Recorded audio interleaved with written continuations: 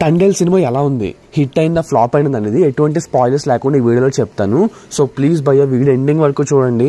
నచ్చితే లైక్ కొట్టి సబ్స్క్రైబ్ అయ్యి సపోర్ట్ చేయండి. నేను చెప్పే రివ్యూ చాలా జెన్యూన్గా ఉంటుంది. బాగుంటే బాగుందని చెప్తాను, బాగా లేకపోతే బాగా లేదని చెప్తాను. ఎందుకు బాగాలేదో ఓపెన్గా చెప్పేస్తాను. నాకు మొహమాటాలు దాచుకోవడాలు అయితే ఉండవు. కొంతమందికి నచ్చకపోవచ్చు. సో ఏదేమైనా మీ ఇష్టం. ఎందుకంటే ఇక్కడ డబ్బులు ఎవరికి ఊరికే రావట్లేదు. నేను డబ్బులు ఖర్చు పెట్టుకునే సినిమాకి వెళ్ళాను, చాలా ఎక్స్పెక్టేషన్స్తో సినిమాకి వెళ్ళాను. మరి థియేటర్ బయటకు వచ్చేటప్పుడు నేను సాటిస్ఫైడ్ ఫీలింగ్తో ఉన్నానా లేదా అనేది సో నేనైతే ఓపెన్గానే చెప్తాను. మీరు ఈ వీడియో చివరి వరకు చూసి టికెట్ బుక్ చేసుకోవాలా లేదా, సినిమాకి వెళ్ళాలా లేదని డిసైడ్ అవ్వండి. ఇంకా ఎక్కువ లేట్ చేయకుండా మొదలు పెడదాం. ఈ సినిమా బేసిక్ స్టోరీ ప్లాట్ ఏంటంటే, సత్య క్యారెక్టర్ సాయి పల్లవి ఉంటుంది. తండేల్ రాజు క్యారెక్టర్లో మనకి నాగ చైతన్య అయితే ఉంటాడు. ఈ సత్య క్యారెక్టర్ ఎప్పుడు కూడా భయపడుతూ ఉంటుంది. ఈ ఫిషర్ మ్యాన్ అంటే జాలర్లు ప్రతి 3 నెలలకి 6 నెలలకి వేటకు వెళ్తారు కదా, అలా వెళ్ళినప్పుడల్లా ఈ అమ్మాయి భయపడిపోతూ తెగ ఇదైపోతూ ఉంటుంది అనమాట. ఏమో ఏం జరుగుద్దో ఏంటో అని చెప్పేసి ఈ భయం చుట్టూనే సినిమా అంతా తిరుగుతుంది. ఒకరోజు తన భయం నిజంగానే నిజమైపోయి మన పాకిస్తాన్ వాడికి దొరికిపోతాడు హీరో. దొరికిపోయిన తర్వాత ఏం జరిగింది, జైల్లో వీళ్ళు ఎన్ని కష్టాలు పడ్డారు, మళ్ళీ తిరిగి వెనక్కి వచ్చారా లేదా, వీళ్ళు వెనక్కి రావడానికి ఈ సత్య క్యారెక్టర్ ఏం చేసింది, అలాగే సినిమాలో అక్కడక్కడ చిన్న చిన్న ట్విస్టులు ఉంటాయి. ఇదే సినిమా స్టోరీ అనమాట. నేనేదో స్టోరీ చెప్పేసానని మీరు కంగారు పడిపోవద్దు. ఈ స్టోరీ మీకు ట్రైలర్ చూసినా అర్థం అవుద్ది. ఇంతకు మించి చెప్తే బాగోదు అనమాట. సినిమాలో కూడా మనకి అదే ఉంటుంది. కాకపోతే కొంచెం మంచి ఫీల్ గుడ్ మూమెంట్స్, లైట్గా 1-2 చిన్న చిన్న ట్విస్టులు, మంచి విజువల్ మూమెంట్స్ ఉంటాయి అనమాట. ఇప్పుడు సినిమా గురించి మాట్లాడదాం. సినిమా స్టార్టింగ్ నుంచి ఎండింగ్ వరకు ఎలా ఉందంటే, ఒక తాబేలు నడుస్తా చూసావా, అలా ఉంది భయ్య. చాలా స్లోగా వెళ్తుంది అనమాట. అది అసలు ఎక్కడా కూడా పిక్ అవ్వదు సినిమా. ఇప్పుడు సినిమా స్టార్టింగ్ ఫస్ట్ హాఫే మనకి 1 గంట ఉంటుంది. ఆ ఫస్ట్ హాఫ్ స్టార్టింగ్ గంట అసలు ఏం జరుగుతుందో ఏంటి అర్థం అవ్వదు భయ్య. చాలా నీరసంగా నడుస్తుంది సినిమా ఇంటర్వెల్కి ఒక 20 మినిట్స్ 30 మినిట్స్ ముందు అనుకుంటా. మనోడు వద్దులే చెప్తే మళ్ళీ స్పాయిలర్ అంటారు, కానీ అక్కడి నుంచి పిక్ అవుతుంది. అంటే సినిమాలో కీలక మలుపు వస్తుంది అనమాట. అక్కడి నుంచి కొంచెం జయ్యని పైకి లేస్తుంది. ఇంటర్వెల్ సీన్ దగ్గర బాగుంటుంది.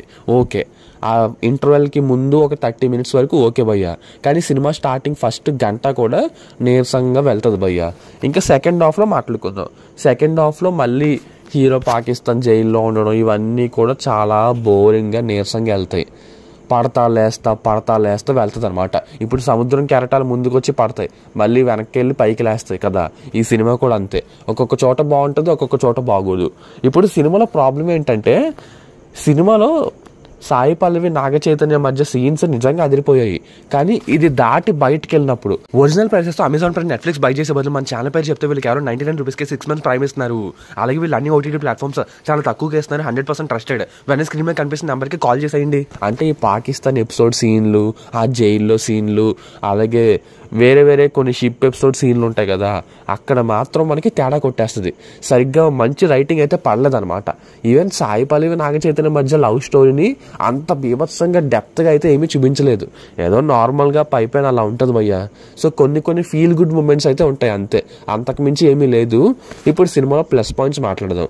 సినిమాలో ఫస్ట్ బిగ్గెస్ట్ ప్లస్ పాయింట్ సత్య క్యారెక్టర్ సాయి పల్లవి, అలాగే తండేల్ రాజు క్యారెక్టర్ నాగ చైతన్య. వాళ్ళ career best performance, especially Naga Chaitanya అయితే కెరియర్ బెస్ట్ పర్ఫార్మెన్స్ ఇచ్చాడని చెప్పొచ్చు. ఆ ట్రాన్స్ఫర్మేషన్, సో తన యాస అవన్నీ కూడా పర్ఫెక్ట్గా సెట్ అయ్యాయి. ఎక్కడా వంక పెట్టడానికి లేదు. తను ఇంకా ఫుల్ ఇచ్చి పడేసాడు, దొల్లగొట్టేశాడు అంటాం కదా, అలా అనమాట. ప్రతి సీన్లోని తన మేక్ ఓవర్ అయినా మనకి చాలా ఇంప్రెస్ చేస్తుంది. ఇంకా నెక్స్ట్ సాయి పల్లవి కొంచెం శ్రీకాకుళం యాస మాట్లాడడానికి తడబడినట్టు అక్కడక్కడ అనిపించిన, బట్ ఓవరాల్గా తన అయితే చాలా బాగా చేసింది. తన యాక్టింగ్ కూడా వంక పెట్టలేం. సినిమాని నిలబెట్టింది వీళ్ళిద్దరే భయ్యా. ఇంకా సెకండ్ ప్లస్ పాయింట్ డిఎస్పి నాకు అయితే ఉప్పిన రోజులు గుర్తొచ్చాయి. ఈ cinema second biggest plus DSP ఇచ్చిన మ్యూజిక్ అలాగే బీజం రెండు కూడా చాలా బాగా వర్కౌట్ అయ్యాయి. చాలా మంచి క్వాలిటీ మ్యూజిక్ అయితే ఇచ్చాడు భయ్య. రీసెంట్ టైమ్స్లో డిఎస్పి నుంచి ఇంత బెస్ట్ వర్క్ నేనైతే ఎక్స్పెక్ట్ చేయలేదు. సినిమాలో 3 సాంగ్స్, నమో నమ శివాయ, అలాగే హైలెస్సో, ఇంకొక సాంగ్ ఉంటుంది పేరు గుర్తు రావట్లేదు, కానీ ఈ 3 సాంగ్స్ స్క్రీన్ మీద చూసినప్పుడు కూడా అద్దరిపోతాయి.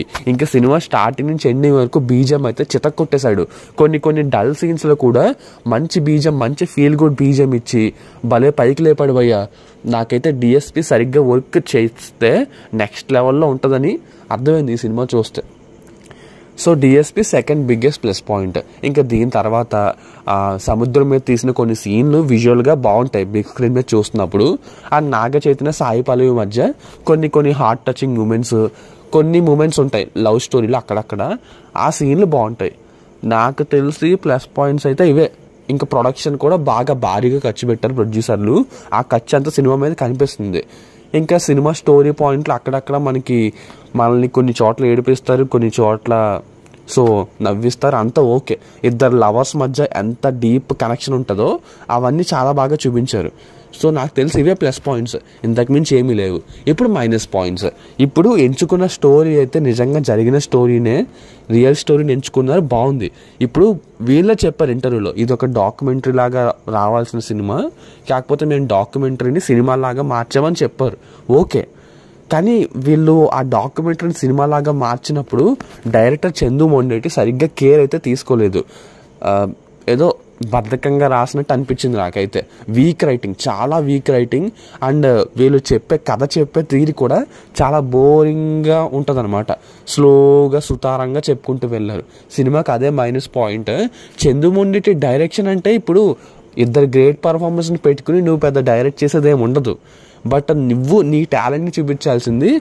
ఆ డాక్యుమెంటరీ లాగా ఉండే స్టోరీని నువ్వు సినిమాలాగా మార్చినప్పుడు రైటింగ్ అదిరిపోవాలి. ఏ బ్లాక్ ఎక్కడ పడాలి, ఎక్కడ హై లేవాలి, ఇవన్నీ బాగుండాలి. అది నువ్వు చూసుకోకుండా ఎలా భయ్యా.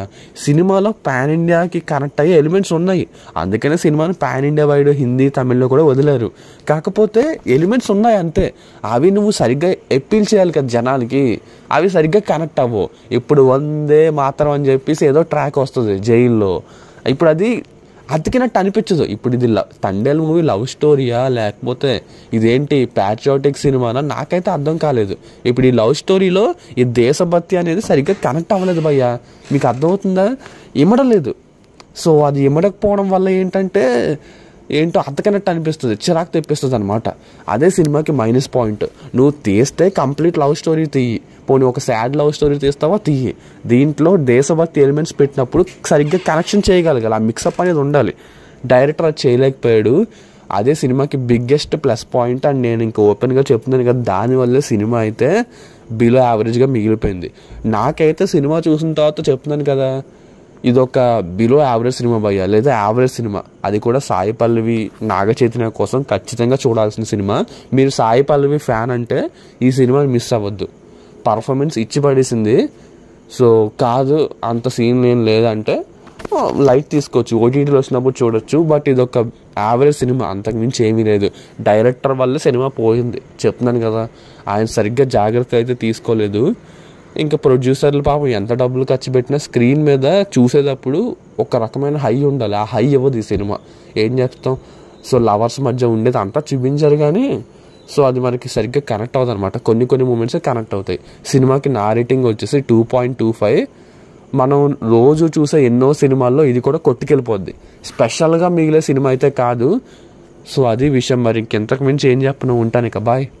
ఒరిజినల్ ప్రైసెస్తో అమెజాన్ ప్రైమ్, నెట్ఫ్లిక్స్ బై చేసే బదులు మన ఛానల్ పేరు చెప్తే వీళ్ళు కేవలం 99 రూపీస్కే 6 months ప్రైమ్ ఇస్తున్నారు. అలాగే వీళ్ళు అన్ని ఓటీటీ ప్లాట్ఫామ్స్ చాలా తక్కువగా ఇస్తున్నారు, 100% ట్రస్టెడ్. వెంటనే స్క్రీన్ మీద కనిపిస్తున్న నెంబర్ కాల్ చేసేయండి.